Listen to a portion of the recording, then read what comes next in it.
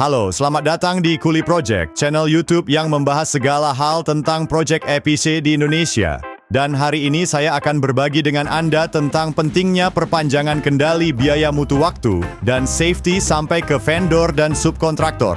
Ini adalah topik yang sangat relevan dan menarik karena kita semua tahu bahwa proyek EPC adalah bisnis yang kompleks dan berisiko yang melibatkan banyak pihak dan sumber daya. Jadi, bagaimana kita bisa memastikan bahwa proyek kita berjalan sesuai dengan rencana, anggaran, standar kualitas, dan aturan keselamatan? Apa yang harus kita lakukan untuk menghindari kerugian, keterlambatan, cacat, atau kecelakaan? Bagaimana kita bisa meningkatkan kinerja dan kepuasan pelanggan? Nah, semua pertanyaan ini akan saya jawab dalam video ini. Jadi, jangan kemana-mana, tetaplah bersama saya. Dan jangan lupa untuk like, subscribe, dan share video ini ke teman-teman Anda yang juga tertarik dengan proyek EPC. Sebelum kita masuk ke materi utama, saya ingin mengajak Anda untuk mengenal lebih dekat salah satu proyek EPC terbesar dan terbaik di Indonesia, yaitu proyek PLTU Jawa 9 dan 10. Proyek ini adalah proyek pembangunan pembangkit listrik tenaga uap, PLTU, berkapasitas 2 kali 1000 MW yang berlokasi di Cilegon, Banten. Proyek ini dimulai pada tahun 2017 dan ditargetkan selesai pada tahun 2023. Proyek ini melibatkan banyak vendor dan subkontraktor lokal maupun internasional yang menyediakan berbagai barang dan jasa seperti boiler, turbin, generator, pipa, kabel, scaffolding, insulasi, pengelasan, pengujian, dan lain-lain. Proyek ini juga memiliki tantangan yang cukup besar, seperti kondisi lahan yang rawan banjir, perubahan desain yang sering terjadi, persyaratan lingkungan yang ketat, serta pandemi COVID-19 yang mengganggu mobilitas dan produktivitas pekerja. Namun, dengan manajemen proyek yang baik dan kerjasama yang solid antara semua pihak yang terlibat, proyek ini berhasil mencapai beberapa milestone penting, seperti first fire pada unit 9 pada bulan Juni 2021 dan synchronization pada unit 10 pada bulan September 2021.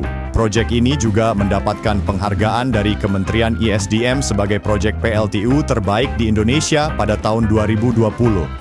Ini adalah contoh nyata dari hasil positif yang bisa dicapai jika kita menerapkan perpanjangan kendali biaya mutu waktu dan safety sampai ke vendor dan subkontraktor. Lalu, apa itu perpanjangan kendali biaya mutu waktu dan safety? Dan mengapa itu penting?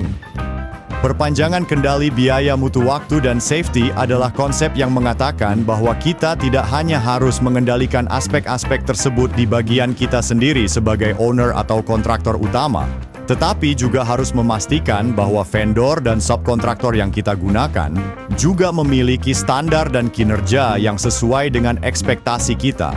Ini karena sebagian besar nilai proyek kita dihasilkan oleh vendor dan subkontraktor.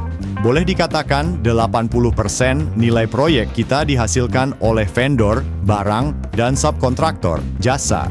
Kalau kita mengendalikan biaya mutu waktu dan safety hanya di bagian kita sendiri, maka proyek kita lebih mirip perjudian daripada bisnis. 80% terserah nasib. Jadi, bagaimana cara kita memperpanjang kendali biaya mutu waktu dan safety sampai ke vendor dan subkontraktor? Ada beberapa hal yang bisa kita lakukan untuk mencapai hal itu. Pertama, kita harus melakukan prakualifikasi untuk memastikan status legal, finansial, dan kesiapan aset teknis untuk menyuplai barang jasa. Ini penting untuk menghindari masalah hukum, kredit, atau ketersediaan barang jasa yang bisa mengganggu proyek kita. Kita harus memilih vendor dan subkontraktor yang memiliki izin usaha, sertifikat pajak, laporan keuangan, dan daftar peralatan yang lengkap dan valid. Kita juga harus memeriksa track record dan reputasi mereka di pasar, serta referensi dari proyek-proyek sebelumnya yang serupa dengan proyek kita. Kedua, kita harus melakukan pengkajian Quality Management System, QMS, atau Sistem Manajemen Mutu. Ini penting untuk memastikan bahwa vendor dan subkontraktor memiliki prosedur dan standar yang jelas dan terukur untuk menghasilkan barang jasa yang berkualitas sesuai dengan spesifikasi teknis dan persyaratan kontrak. Kita harus memeriksa apakah mereka memiliki sertifikat, ISO 9001 atau setara, serta dokumen-dokumen seperti Quality Plan, Quality Control Plan, Quality Assurance Plan, Inspection and Test Plan, DIDL. Kita juga harus melakukan audit dan inspeksi secara berkala untuk memverifikasi pelaksanaan QMS mereka di lapangan. Ketiga, kita harus melakukan pengkajian Contractor Safety Management System, CSMS, atau Sistem Manajemen Keselamatan Kontraktor. Ini penting untuk memastikan bahwa vendor dan subkontraktor memiliki komitmen dan kinerja yang baik, dalam hal keselamatan kerja, kesehatan kerja, dan lingkungan KA3EL. Kita harus memeriksa apakah mereka memiliki sertifikat OHSAS 18001 atau setara, serta dokumen-dokumen seperti Safety Plan, Job Safety Analysis, Hazard Identification and Risk Assessment, Emergency Response Plan, dan lain-lain. Kita juga harus melakukan audit dan inspeksi secara berkala untuk memverifikasi pelaksanaan CSMS mereka di lapangan. Dengan melakukan hal-hal di atas, kita bisa memperpanjang kendali biaya mutu waktu dan safety sampai ke vendor dan subkontraktor. Dengan demikian, kita bisa meningkatkan efisiensi, efektivitas, dan produktivitas proyek kita. Kita juga bisa mengurangi risiko kerugian, keterlambatan, cacat, atau kecelakaan yang bisa merugikan kita secara finansial maupun reputasi. Kita juga bisa meningkatkan kepuasan pelanggan dengan memberikan hasil proyek yang sesuai dengan harapan mereka. Nah, itulah materi utama yang ingin saya sampaikan kepada Anda tentang perpanjangan kendali biaya mutu waktu dan safety sampai ke vendor dan subkontraktor. Saya harap Anda mendapatkan manfaat dari video ini. Jika Anda memiliki pertanyaan, saran, atau pengalaman terkait dengan topik ini, silakan tulis di kolom komentar di bawah ini.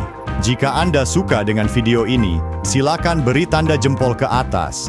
Jika Anda ingin menonton video-video lainnya tentang proyek IPC di Indonesia, silakan subscribe channel ini dan aktifkan lonceng notifikasinya agar tidak ketinggalan video terbaru dari saya. Terima kasih sudah menonton video ini sampai habis. Sampai jumpa di video selanjutnya. Selamat berproyek.